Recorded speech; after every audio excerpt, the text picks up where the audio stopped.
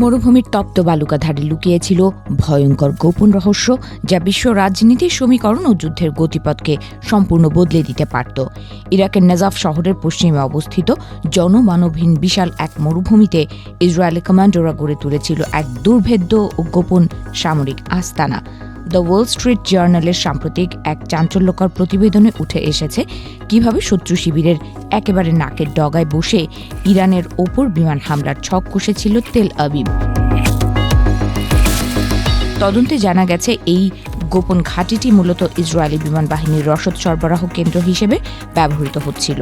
ইরানের গভীর অভ্যন্তরে হামলা চালাতে গিয়ে কোনো ইসরায়েলি পাইলট বিপদে পড়লে বা তাদের দ্রুত উদ্ধারের জন্য বিশেষায়িত সার্চ অ্যান্ড রেস্কিউ টিম সেখানে সার্বক্ষণিক মোতায়েন ছিল।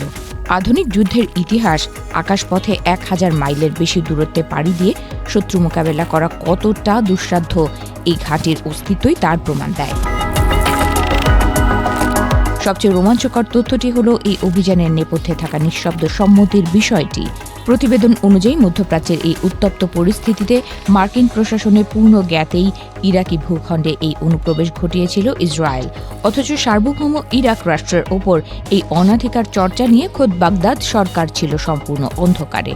আধুনিক প্রযুক্তি আর ছদ্মবেশের আড়ালে জনশূন্য মরুপ্রান্তরকে সামরিক দুর্গে পরিণত করার এই ঝুঁকি ছিল অকল্পনীয়।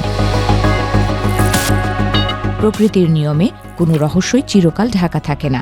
ঘটনার সূত্রপাত ঘটে এক সাধারণ রাখালের চোখের পলকে, যিনি মরুভূমির নিস্তব্ধতায় হুট করেই বিশাল সব হেলিকপ্টার আর সমরযানের আনাগোনা লক্ষ্য করেন।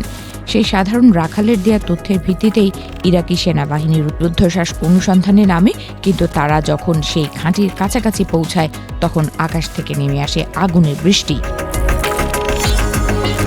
যে নাটকীয় সংঘাতের মুহূর্তে ইরাকি সেনাবাহিনীর হামভি বহরের ওপর অতর্কিত হামলা চালিয়ে তাদের পিছু হটতে বাধ্য করা হয়। ওই হামলায় একজন ইরাকি সেনার মৃত্যু ঘটে এবং কয়েকজন গুরুতর আহত হন। ফলে বাগদাদ ও ওয়াশিংটনের মধ্যকার কূটনৈতিক সম্পর্কে চরম উত্তেজনা সৃষ্টি হয়।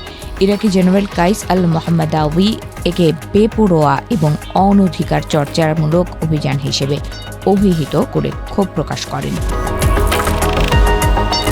পরিস্থিতি বেগতিক দেখে ইরাক জাতিসংঘে নালিশ জানায় এবং সরাসরি যুক্তরাষ্ট্রকে দায়ী করে এই হামলার জন্য। অথচ ভেতরে ভেতরে ইসরায়েল তখন কেবল নিজেদের সেনাদের সুরক্ষাই দিচ্ছিল না, বরং ইরানের ইস্পাহানে বিধ্বস্ত হওয়া একটি মার্কিন F-15 যুদ্ধ বিমানের পাইলটদের উদ্ধারেও সহায়তা করছিল। যুদ্ধের সেই উত্তাল দিনগুলোতে মিত্রশক্তির এই জটিল সমীকরণ সাধারণ মানুষের কল্পনার বাইরে চলে গিয়েছিল। নিরাপত্তা বিশেষজ্ঞদের মতে ইরাকের পশ্চিম মরুভূমি এলাকাটি কৌশলগতভাবে এতটাই নির্জন যে একে IS এর মতো জঙ্গি গোষ্ঠী বা বিদেশি কমান্ডো বরাবরই নিজেদের স্বার্থে ব্যবহার করে এসেছে।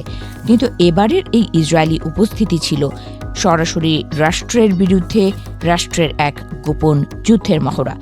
বিমান বাহিনীর প্রধান তোমের বার তার বিদায় চিঠিতেও ইঙ্গিত দিয়েছেন যে তারা এমন কিছু মিশন পরিচালনা করেছেন যা সাধারণ মানুষের কল্পনাকেও হার মানাবে।